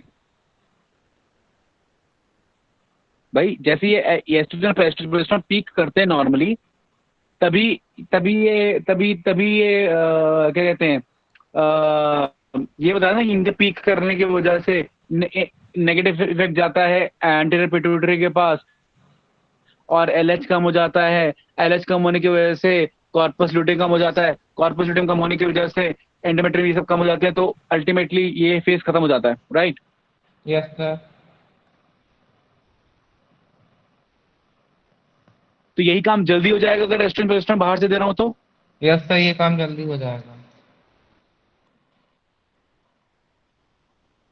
हाँ, तो एंडोमेट्रियम मोदी थिक नहीं हो पाएगी, थिन रह जाएगी। Yes sir. और मेंस्ट्रुएशन में भी फर्क पहुंचेगा। Okay sir. तो मतलब हार्मोन बाहर से देने से हर तरीके से इम्बैलेंस हो रहा है और हर तरीके से हर फेज में इफेक्ट हो रहे हैं। ये बात सबको क्लियर है कि कैसे हार्मोन वाला काम कर रहा है? Yes sir.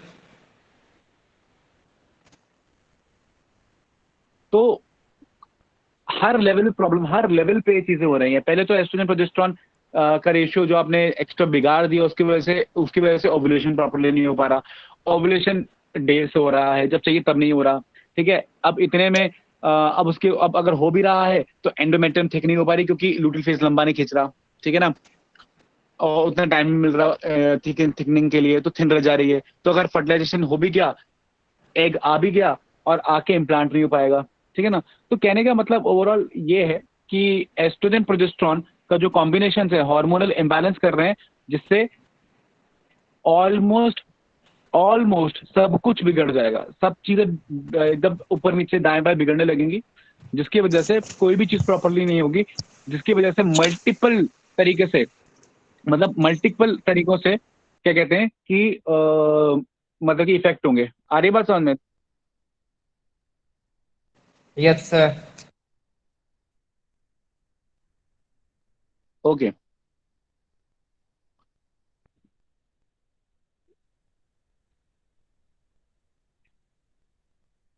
तो आगे बात करते हैं। अब मैं ना हार्मोनल पिल्स की बात कर रहा था। अब मेरी बात, अच्छा, अब मेरे ख्याल से सबको ये बात समझ में आ गई होगी आई सपोज, कि हमें तो बस हार्मोनल इम्बैलेंस बिगाड़ना है, जो हम हार्मोन खिला के, इंजेक्शन देके, स्किन के थ्रू देके या वेजाइना के थ्रू देके, कैसे मर्जी हम देकर हार्मोन देकर चीजें बिगाड़ सकते हैं।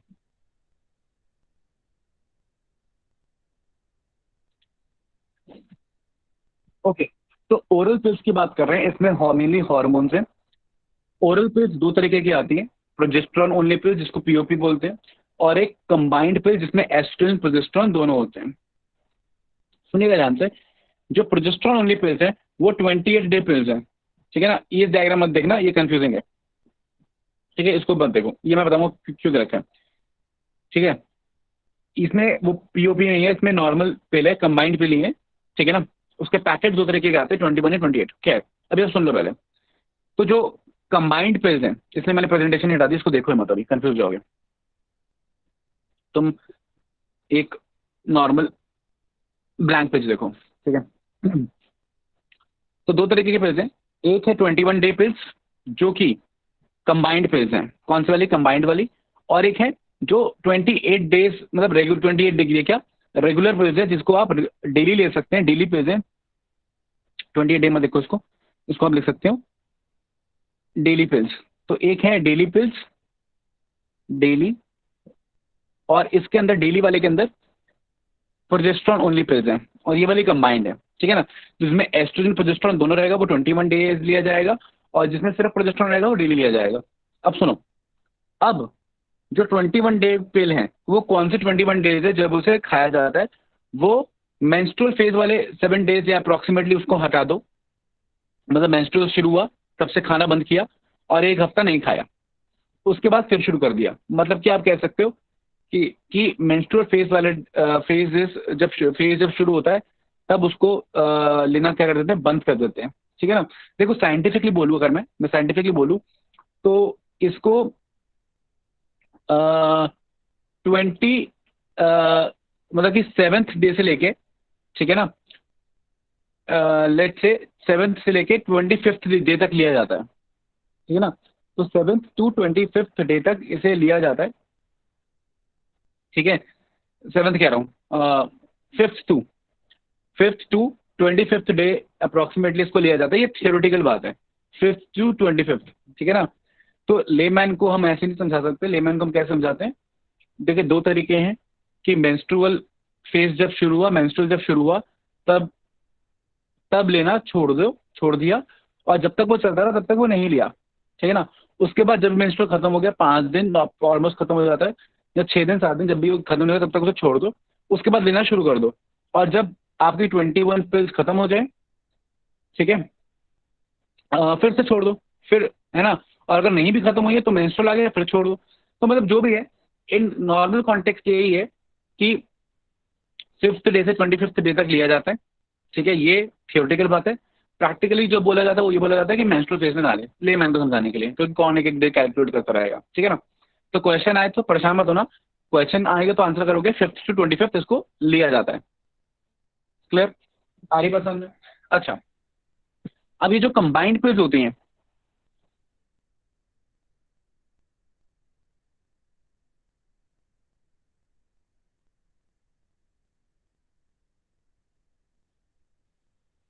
ये दो तरीके की आती है अगेन।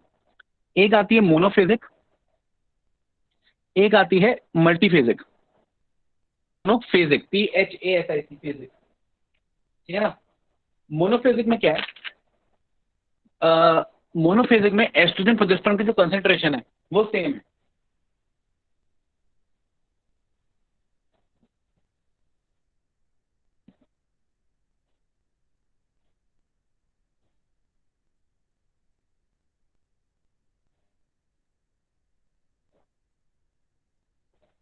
सर आवाज नहीं आ रही। मतलब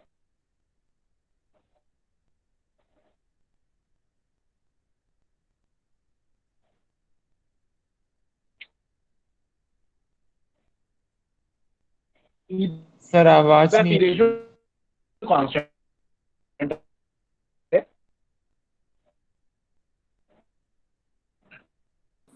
sir sir voice audible break हो सर रही है। आवाज नहीं आ रही।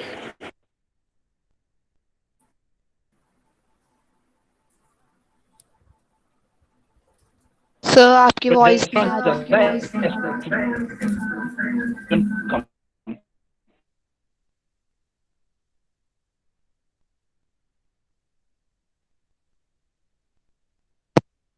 नॉर्मल, मतलब कि पहले दिन के पिल में और 21वें दिन के पिल में कोई फर्क। सर वॉइस ब्रेक हो रही है।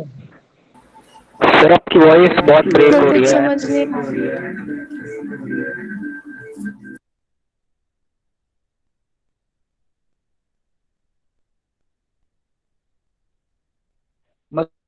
मतलब जो पहले दिन पिल ली जा रही है उसमें प्रोजेस्टेरोन का लेवल कम है, और जो 21 सर आप डे मोनो ली और जा रही मल्टीपेजिक से दोबारा बोल। है।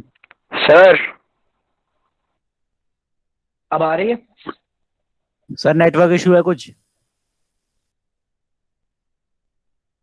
सर मोनो और मल्टी के बाद कुछ सुनाई नहीं दिया। अब आ रही है आप लोगों को आवाज? अब आ रही है आपको मेरी आवाज? यस सर, क्लियर आ रही है। Yes sir. Yes sir.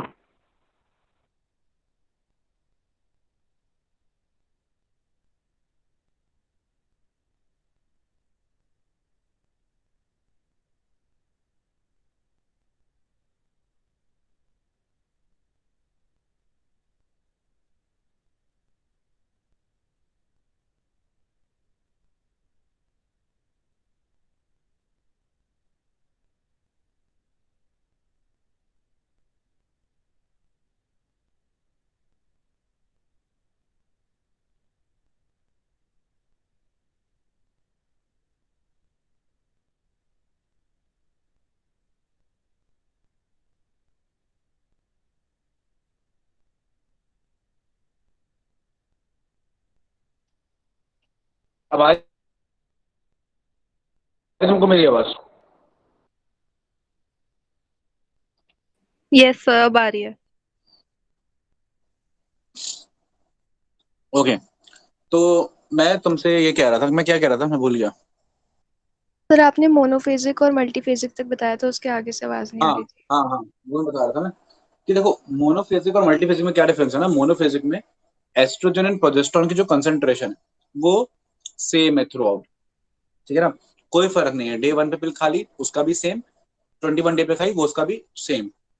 लेकिन जो मल्टीफेजिक है उसमें क्या कॉन्सेप्ट है ना कि जो फर्स्ट डे पिल ली जा रही है उसमें कंसंट्रेशन कम है प्रोजेस्ट्रॉन का, एस्ट्रोजन का रिमेन्स कांस्टेंट, प्रोजेस्ट्रॉन का कंसंट्रेशन कम है। और जो लास्ट डे ली जा रही है, 21st डे ली जा रही है, उसका कंसंट्रेशन बहुत ज्यादा क्या है, हाई है। तो इस तरीके से ये है सिस्टम है, ठीक है ना। तो उसको हम मल्टीफेजिक बोलते हैं। और मल्टीफेजिक में ना एक एक बड़ी फेमस सी मेडिसिन, सॉरी, हाँ, ये कंबाइंड पिल्स के अंदर, कंबाइंड पिल्स के मल्टीफेजिक में ही बात कर लेता है, चलिए। तो कंबाइंड पिल्स के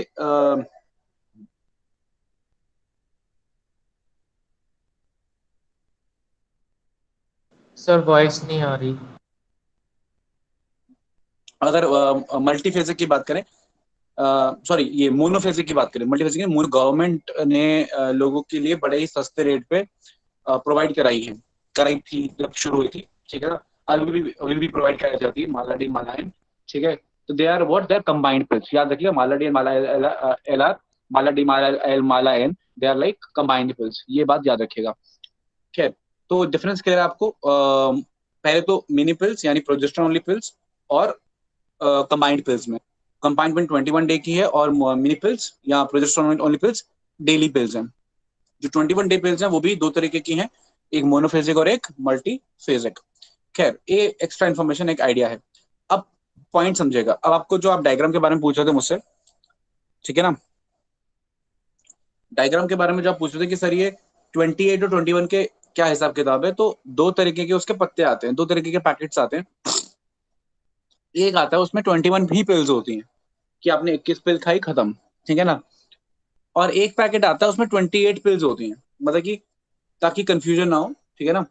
तो या जो बाकी 7 पिल्स जो प्लेसेबो इफेक्ट शो कर रही हैं, वो बाकी जो 7 पिल्स होती हैं वो आयरन और फॉलिक एसिड की होती हैं।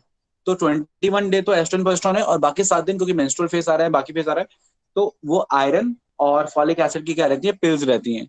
तो 28 पिल्स में 21 एस्ट्रोजन प्रोजेस्टेरोन और 7 ऐसे ही जनरल, है ना, सिंपल फॉलिक एसिड और आयरन, ठीक है ना। तो उस तरीके से दो तरीके के पैकेट्स आते हैं, 28 वाले, 21 वाले, ठीक है।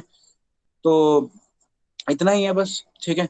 अच्छा, बाकी बची नॉन हार्मोनल पिल जैसे कि सहेली, उसके बारे में फिर अगली क्लास में बात करते हैं। आज की क्लास का जो समय है वो समाप्त हो चुका है। तो किसी को कोई डाउट है तो वो मुझसे पूछ सकता है।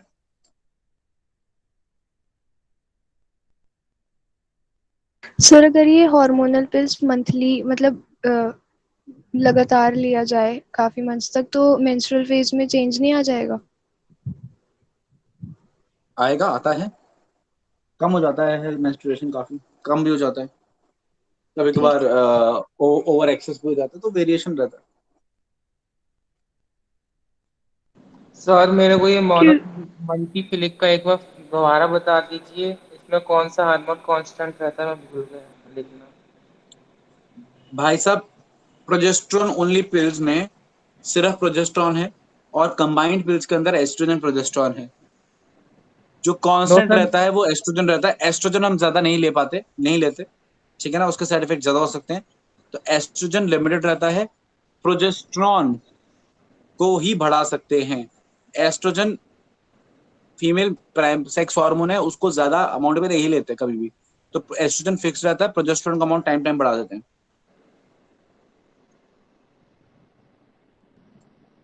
और हाँ, हार्मोनल पिल्स के साइड इफेक्ट्स होते हैं। सर आवाज आ रही है मेरी? हाँ, आ गई गरिमा तुम्हारी आवाज आखिरकार, बोलो। बोलो। सर एक डाउट था कि जो प्राइमरी स्पर्मेटोसाइट और स्पर्मेटोगोनिया होता है उसमें डिफरेंस क्या होता है? किसमें, स्पर्मेटोगोनिया और, प्राइमरी स्पर्मेटोसाइट। मैं बताता हूँ। एक नॉर्मल सेल है, ठीक है, जो और स्पर्मेटोगोनिया भी बना सकता है, स्पर्मेटोगोनिया स्पर्मेटोगोनिया, और एक अब डेडिकेट हो गया मियोसिस के लिए। तो जो मियोसिस के लिए चल पड़ा वो प्राइमरी स्पर्मेटोसाइट, जो अब डिवाइड करके और प्राइमरी स्पर्मेटोसाइट नहीं बनाएगा, जो डिफरेंशिएट हो गया, ठीक है। और जो अब अभी भी डिवाइड करके और स्पर्मेटोगोनिया बना सकता है, जो भी माइटोसिस में फंसा हुआ है, माइटोसिस ही कर रहा है, वो स्पर्मेटोगोनिया है। समझ गई? तो सर मतलब बेसिकली जो उनका साइज वगैरह है वो तो सेम ही होगा एक ना? 10th क्लास का बच्चा, एक 10th एक क्लास का 10th बच्चा क्लास है का बच्चा है जिसने अभी सब्जेक्ट नहीं लिया है, और एक 10th क्लास का बच्चा मेडिकल या नॉन मेडिकल चूज कर चुका है या कॉमर्स चूज कर चुका है। ये फर्क है। अब बोलो तुम। सर टेस्ट में क्वेश्चन था कि प्राइमरी स्पर्मेटोसाइट और स्पर्मेटोगोनिया डिफर करते हैं, और फिर 4 ऑप्शन थे, उसमें से जो ऑप्शन सही मतलब आंसर की में दिया हुआ था वो था वॉल्यूम और साइज। हाँ, तो प्राइमरी स्पर्मेटोसाइट का जो साइज है वो साइज ज्यादा बड़ा होता है, ग्रोथ करता है वो थोड़ी सी। Okay sir. साइज में फर्क होगा ना, वो मियोसिस के लिए जा रहा है तो वो ग्रोथ फेज G1 G2 में चला गया ना, G1 में चला गया, S में चला गया, G2 में चला गया, अब वो डिवाइड करेगा ना आगे, वो डिवीजन के लिए तैयार हो रहा है मियोसिस के लिए। और स्पर्मेटोगोनिया वो एक नॉर्मल सेल है जो माइटोसिस करता है, या जो नॉर्मल फेज में भी हो सकता है। तो जनरली साइज बड़ा होता है प्राइमरी स्पर्मेटोसाइट का साइज वगैरह। न्यूक्लियस का अमाउंट सेम होगा, लेकिन साइटोप्लाज्म थोड़ा ज्यादा होगा। Okay sir. और बताइए।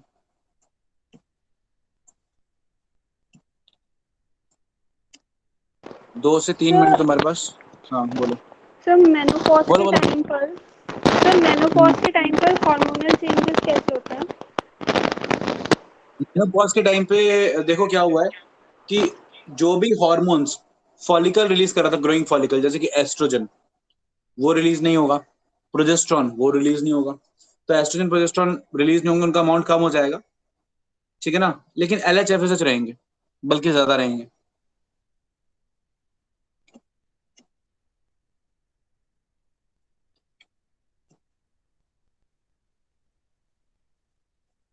ठीक है गरिमा। यस सारे के सर। सारे फॉलिकुलर एट्रेसिया हो जाता है, मतलब जितने बचे फॉलिकल्स है ना, मतलब 60,000 में से जितने बचे हैं वो सारे के सारे डिग्रेड कर जाएंगे।